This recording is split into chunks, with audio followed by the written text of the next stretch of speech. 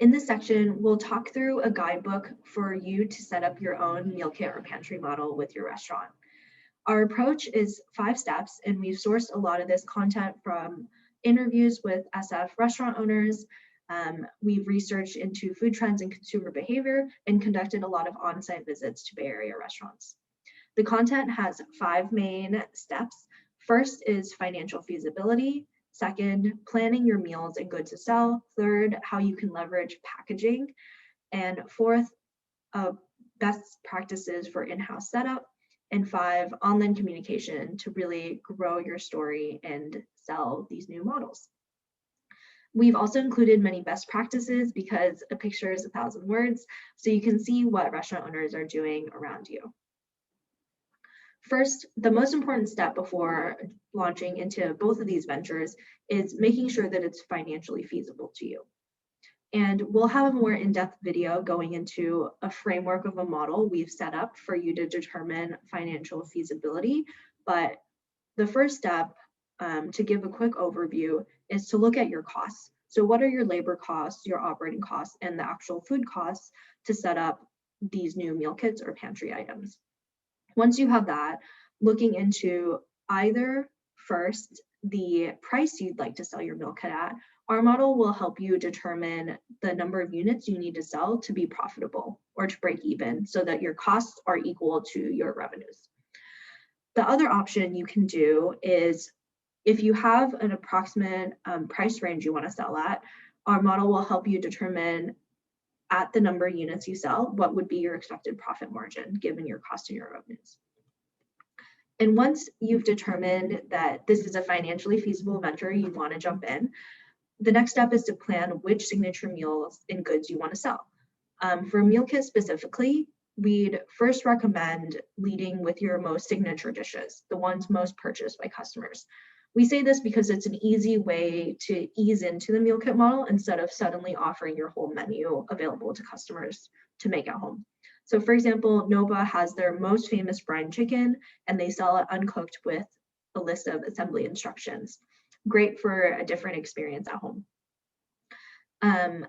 Another best practice is offering a variety of sizes, from personal options to family size options. So Pizzeria Delfina does a great example of this.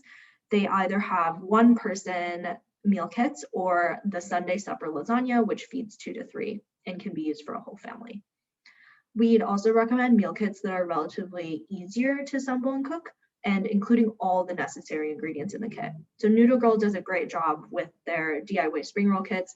They include everything from the roll filling, rice paper, sauces, everything you need to make their signature spring rolls. For pantry, planning which goods to sell through pantry, we'd first recommend breaking down your most popular dishes into pantry staples.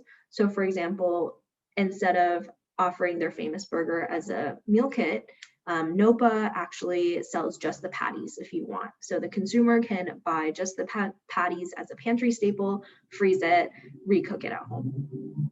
And that allows the consumer to kind of take their own liberties with the pantry staple, customize your burger how you want.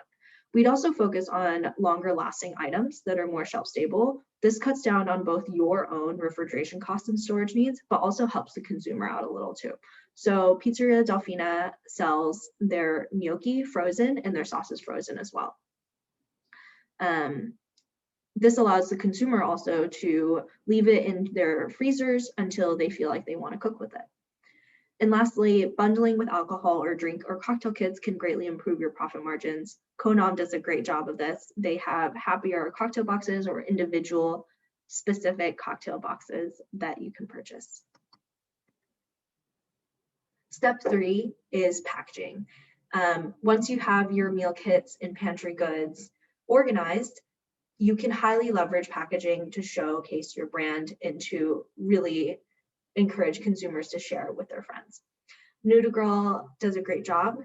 We'd encourage simple packaging that showcases their brand so that if consumers are sharing on social media, it's easy to tell what restaurant it's from. Also makes it easy for consumers who are buying multiple meal kits or pantries to easily tell which one is yours. We'd recommend spill-proof and reheatable packaging. This is a big deal because it makes the cooking experience a lot easier on the customer. For example, Frontier Smokehouse, if you are selling barbecue, it's very much easy for the consumer to just stick your entire foil tray into the oven instead of trying to re-put it onto their own trays or their own cookware. And lastly, we'd encourage messaging on your packaging to encourage repurchase and emphasize your safety standards. So Moon Bowl has, with their meal kit, a free bowl for your next order, and also a safety notice emphasizing that their employees and all of their management is encouraged and dedicated to ensuring safety standards in the restaurant. For pantry, some of the similar recommendations, but again, packaging that emphasizes your brand and still remains cost effective. So Pizzeria Delfina has their lemon vinaigrettes in simple, easy to use bottles and a quick logo and instructions and ingredients on there as well. We'd also recommend for pantry, if it is being used in a larger recipe, say you're selling just the marinara sauce that can be used in a whole variety of recipes, including the QR code or a link to recipe suggestions can make cooking really easy for the customer and encourage repurchase. So Noodle Girls box has assembly instructions and a YouTube demonstration of how to use some of their pantry goods in a video. Step 4, making sure your restaurant in-house setup is the best suited for both of these models. When customers are picking up, they still expect to stay in a socially distant environment. So some best practices, one comes from Farmhouse Thai. They do a great job offering a whole variety of options for consumers. They have a designated pickup area for walk-ups, an additional space for drive-in curbside pickup, and also clearly lists customer procedures outdoors for how they should pick up, how they should organize mobile orders, and etc. We understand not every restaurant has the ability to do this, but as many of the ones that you can add into your experience would be great. And also, we'd recommend you highlight socially distant and dining and sanitary practices on your social media. NOPA emphasizes their health and safety measures and has Instagram posts showing how their own employees are cleaning and maintaining a safe setup in the kitchen as well. The fifth is leveraging online communication to really showcase your story and your new meal kit and pantry models. The first step, of course, is making sure you have a website or a third-party site for easy discovery and fast ordering. We would say the minimum requirements for a site is at least the menu for customers to browse with accurate pricing, a phone number where they can call you with any questions or to place your order, and then very clearly listing your COVID-specific restaurant hours. We find that sometimes it's very difficult for customers to determine whether the restaurant is open or has different hours due to the pandemic.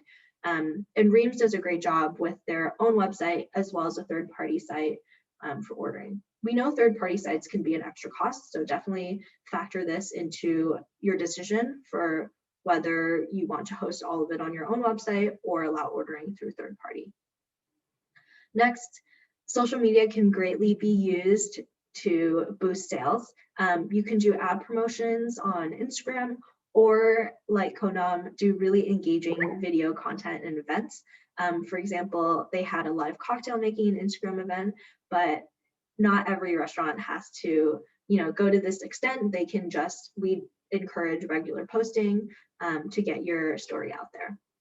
And lastly, features on local media can greatly help. So if you can, advertise and get in contact with local media sources, it can greatly introduce your restaurant to new customers. SF Eater is a great example. They launched early in the pandemic a news article on engaging restaurant meal kits in San Francisco. And local sites in your area, in our areas, the SF Chronicle or ABC7 News, are great features to get your story out there. Overall, this guidebook is not entirely comprehensive of everything you can do to improve your business and to become successful during the pandemic, but we hope it's a first step in an area in a time that's very trying for many small businesses. And we hope you find some of the recommendations useful and can at least leverage some of them for your own business as well. A huge thank you to all the restaurants who took the time to share their story with us and to talk with us on the pros and cons of all the options, their successes and failures. We are so grateful to you, and we are here to support you and wish you all the very best. Thank you.